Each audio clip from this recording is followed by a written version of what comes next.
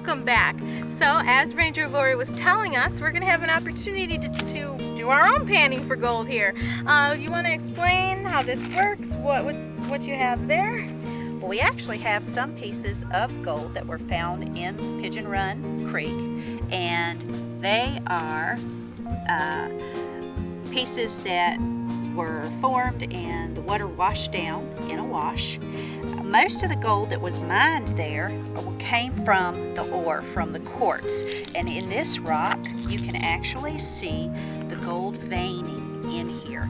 All that wonderful sparkly, all this is actual gold in the rock. And so what they would do is then take it through a stamp mill, like Stamp Mill Sam's Adventure, and it was a steam-operated rock crusher, and it had a big weight on it, and it would just pound and pound and pulverize all of that until gold was separated. From there, it would go through another process of separating it from the smaller pieces. Well, to find a good vein like this, they would look at the waterways close by, and they would actually pan, and they would take rich material from the stream bed, which is what we have in our pan, and then they would wash it around in the water, using the water to wash away anything that didn't belong. Gold is an extremely heavy element, and therefore it's going to settle in the bottom of our pan. These ridges are going to help catch some of our gold, and we're going to give it a little swish action. So I'm going to show you what we're going to do. Okay. Set this aside real quick, and we're going to take our pan, and I want you to be real careful. I don't want to have to grab anybody out of the water today, but we're going to take this, and some of our larger pieces, we still want to wash them because there could be gold flecks on those. So I'm going to carefully kneel down.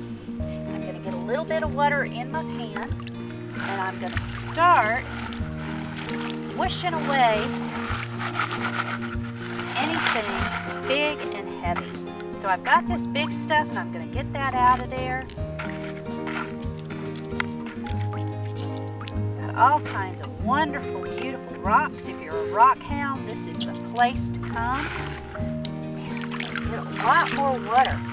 Now, as you're taking the water and swishing it around in the pan, the larger pieces of the dirt fall away and the gold stays. They are.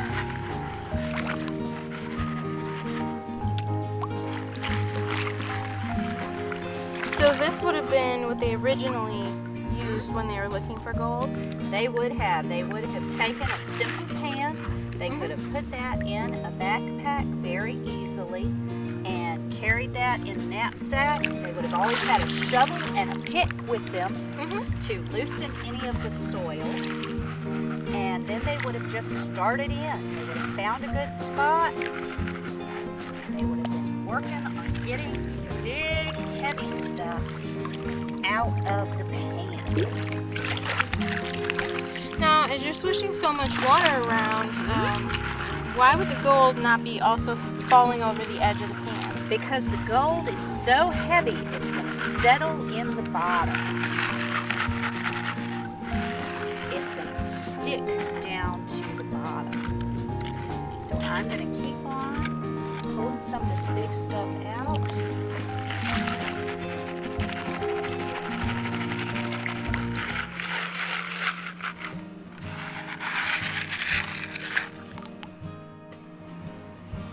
See if we've had any luck today. I'm going to get a couple of more big pieces out. All right, let's see if we can keep that in the light for you. Are those flecks? We see some flecks here. I don't know if that's going to translate on camera. Do you see those right in here? I see two of them. Now we're going to check to see if that's gold or if that's one of our pyrite pieces. Pyrite is very prevalent here. We are in the pyrite belt. And can you see that on the finger? If it breaks under your thumb, then it's pyrite. If it doesn't break, then you'd have a fleck of gold. But pyrite was still an important mineral to be used here in the Virginias. All right, so do you want me to get some water in your pan and give you a go? Yeah, let's try this out. All right, set this one aside.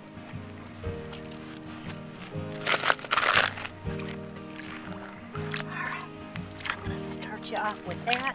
Now we can get this really big piece of quartz out of your way. So I'm just gonna hold this over here. You're gonna give it a good circular motion to swish. Like that? You want to get the big stuff kind of out. So if you keep your ridges on that edge, you're going to keep moving those out. Like that? Go ahead and let that stuff. I know it's hard to let anything fall out of the pan.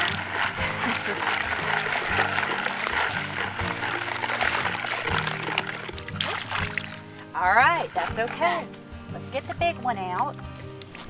And I'm going to get you a little bit more water to work with. Okay. There you go.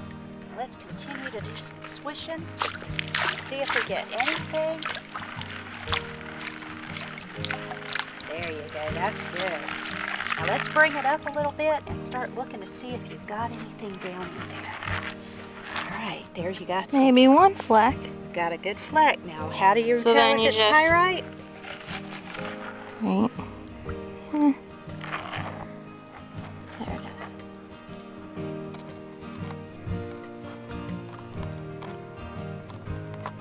So if it's cracks like that, that means that's pyrite. That's pyrite. Yep. Now, you said that was an important mineral. What would they use pyrite for? Well, believe it or not, mica, have you ever heard of a Formica cabinet top? Back in the day, in the 70s, we loved that stuff. Well, when settlers first came to this area, to try and bring glass over with them would have taken months on a ship. It would have been an extremely decadent and expensive item to bring to the new colonies. So folks would actually go out, and when they went out to settle in the back areas in the back country, and they were making log cabins, they also used mica, which is sort of a form of pyrite, and it comes off in layers, and they would actually make their windows out of it. Now, it's not a clear window that you and I are used to looking through, but it would keep dirt and dust and the elements out, and it would let light in, but you couldn't really see perfectly out of it. But it worked well until they settled into a permanent place or had the money to bring over glass from Italy. Well, thank you for that great demonstration, and we'll be back right after this.